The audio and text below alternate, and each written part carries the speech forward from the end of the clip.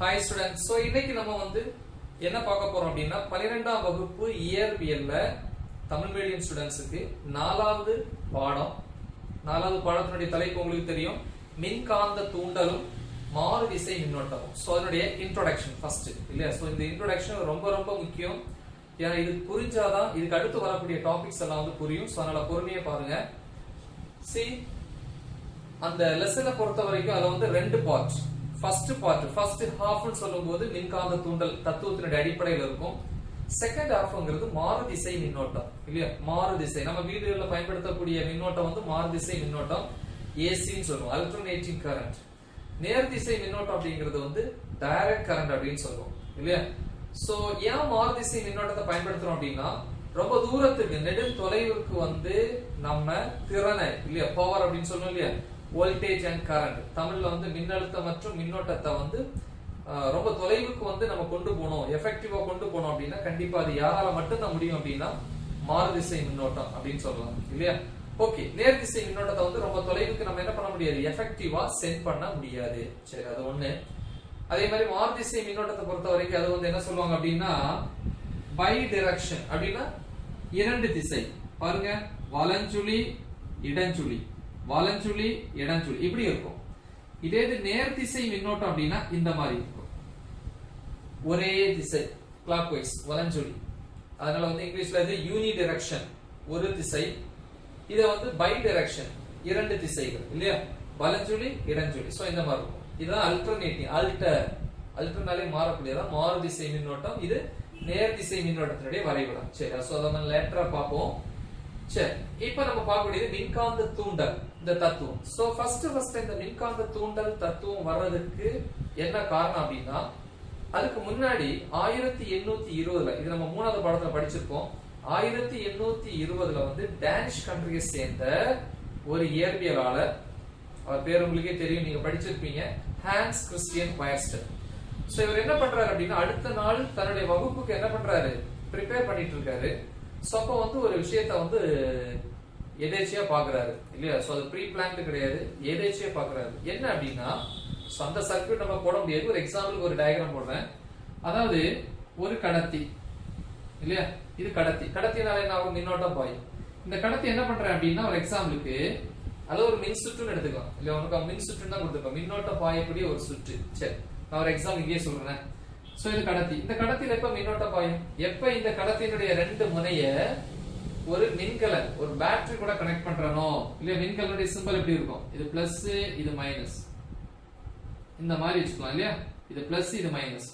Connect பண்ணி on பண்ண உடனே என்ன ஆகும், இந்த கடத்தியில மின்னோட்டம் பாயும், இப்படி பாயும். ஏன்னா மின்னோட்டம் எப்பவுமே மின்கலனுடைய நேர்மின் வாயிலிருந்து எதிர்மின் வாய்க்கு பாயும். சரி, இப்ப இந்த இடத்துல என்ன பண்றேன் அப்படின்னா, ஒரு காந்த ஊசி, ஆனா அவரு பயன்படுத்துறது ஒரு திசை காட்டும் கருவி, அதுலயும் ஒரு காந்த ஊசி இருக்கும். ஃபார் எக்ஸாம்பிள் இந்த மாதிரி வச்சுக்கலாமா, இந்த மாதிரி இருக்கட்டும். சரியா, இந்த மாதிரி ஒரு குறைநூல் காந்த ஊசி அப்படின்னு வச்சுக்கலாம்.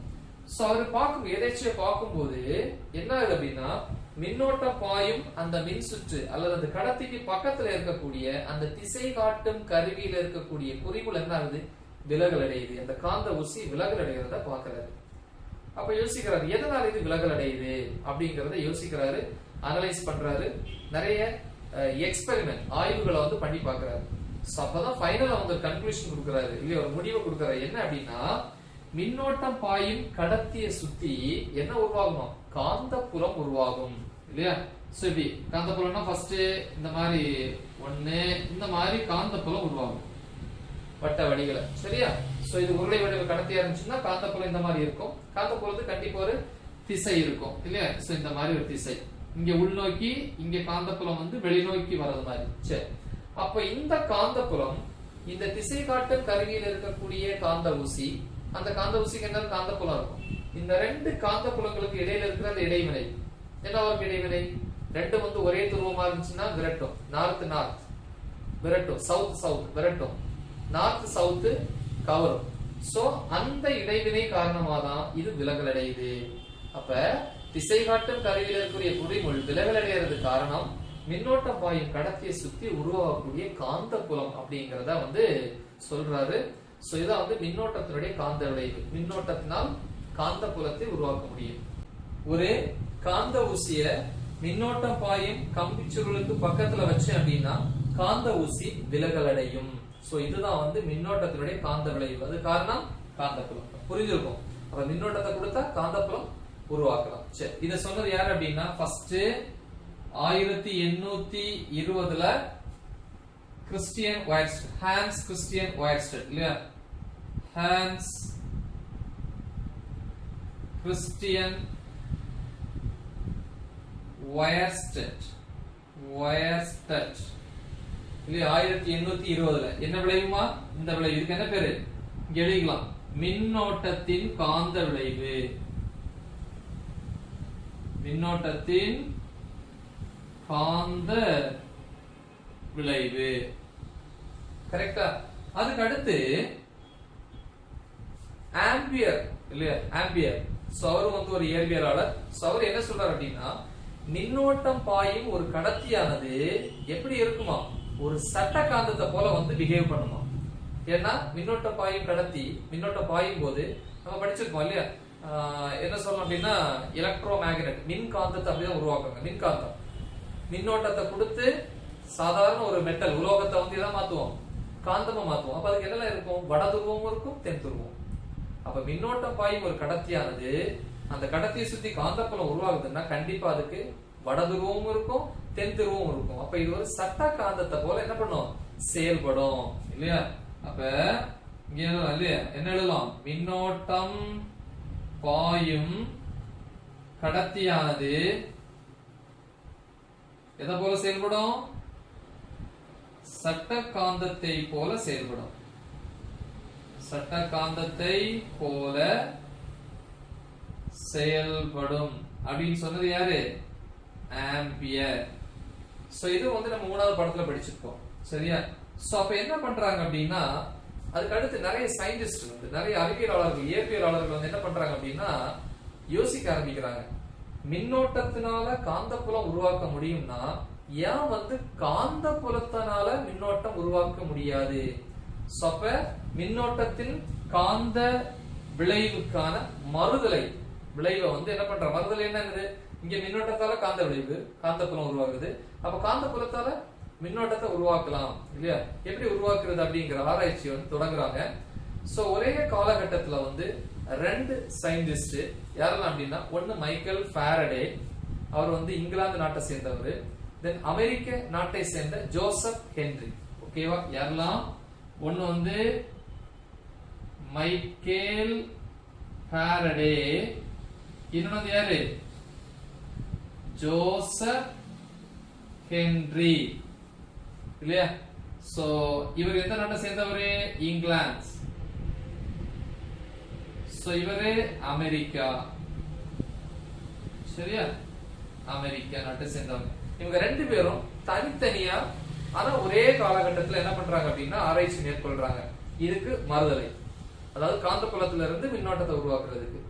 சோ அது சக்சஸ்ஃபுல்லா கண்டுபிடிச்சிட்டாங்க. சோ அந்த தத்துவம் தான் என்ன அப்படின்னா மின் காந்த தூண்டல் விதி அப்படின்னு சொல்லுவோம். 1831ல வந்து இந்த மின்காந்த தூண்டல் கண்டுபிடிச்சதுக்கான ஒரு மிகப்பெரிய பாராட்டை வந்து பெற்றது யார் அப்படின்னா மைக்கேல் ஃபாரடேங்கிறது. அதனாலதான் நம்ம இன்னைக்கு படிக்கும் போது மைக்கேல் ஃபாரடேயின் மின்காந்த தூண்டல் விதி அப்படின்னு படிப்போம். சரியா? அப்படின்னு என்ன அப்படின்னா ஒரு காந்த புலம் இங்க எழுதிக்கிறேன். 1831 யாரு? Michael Faraday. என்ன எக்ஸ்பெரிமெண்ட் அப்படின்னா பாருங்க, ரெண்டு காந்தம் இல்லையா? சோ மின்காந்தங்களை பயன்படுத்தி இது ஒரு காந்தம், அதே மாதிரி இந்த இடத்துல ஒரு காந்தத்தை பிளேஸ் பண்ற. சரியா? சோ இதனுடைய துருவம் வட துருவம், இது தென் துருவம். அப்ப காந்தங்களை வந்து பிளேஸ் பண்ணோம் அப்படின்னா ரெண்டு காந்தங்களுக்கு இடையில என்ன இருக்கும்? இந்த மாதிரி சீரான காந்த புலத்தை உருவாக்கலாம். இப்ப என்ன பண்ற அப்படின்னா இந்த இடத்துல ஒரு கம்பி சுருள் இல்ல ஒரு மூடிய சுற்று ஏதோ ஒரு கடத்திய வந்து அது ஒரு கம்பி சுருள் அந்த இடத்துல வைக்கிறேன். வைக்கும்போது என்ன ஆகும்? இந்த பரப்பின் வழியாக புகுந்து போகக்கூடிய காந்த விசை கோடுகளுடைய எண்ணிக்கை என்ன ஆகுது? மாறுது. அதாவது இந்த கம்பி சுருளோட தொடர்புல இருக்கக்கூடிய காந்த பாயம் என்ன? ஒரு குறிப்பிட்ட பரப்பின் வழியாக செல்லக்கூடிய காந்த விசை கோடுகளின் எண்ணிக்கை. காந்த பாயத்துக்கு ஃபார்முலா இருக்கு 5b. ஃபர்ஸ்ட் லெசன்ல மின் பாயம் 5e இருக்கும். என்ன ஃபார்முலா படிச்சீங்க? Equal to integral E vector dot dA vector அப்படின்னு படிச்சோம் முதல் பாடத்துல. ஏன்னா மின் பாயங்கிறது வந்து ஒரு குறிப்பிட்ட பரப்பின் வழியாக செல்லும் மின் விசை கோடுகளின் எண்ணிக்கை. இங்க காந்த விசை கோடுகள். அப்ப ஈக்குவல் என்ன போட்டுக்கணும்? b. கரெக்டா? அதே மாதிரி பரப்பு ஒரு குறிப்பிட்ட பரப்பின் வழியே, சரியா, ஒரு குறிப்பிட்ட பரப்பின் வழியே செல்லும் மின்விசை கோடுகளின் எண்ணிக்கை தான் என்னது? காந்த பாயம். அப்ப என்ன ஆகுது? இந்த சுருளோட தொடர்புல இருக்கக்கூடிய காந்த பாயத்தினுடைய மதிப்பு மாறுது இல்லையா? இப்ப மதிப்பு எதை பொறுத்து மாறுது? டைமை பொறுத்து, காலத்தை பொறுத்து. t இது 5b. அப்ப காலம் மாறும்போது காந்த பாயம் மாறுது. அப்ப என்ன ஆகுதுன்னா இந்த கம்பி சுருள்ல வந்து மின்னியக்கு விசை தூண்டப்படுது. சோ அந்த மின்னியக்கு விசைக்கு பேரு தான் தூண்டப்பட்ட மின்னியக்கு விசை. அப்ப மின்னியக்கு விசை தூண்டும் போது கண்டிப்பா என்ன இருக்கும்? மின்னோட்டமும் தூண்டப்படும். சோ அந்த மின்னோட்டத்துக்கு பேரு தூண்டப்பட்ட மின்னோட்டம். சோ மொத்தத்திலே இங்க நடந்த அந்த நிகழ்வுக்கு பேரு தான் மின் காந்த தூண்டல்.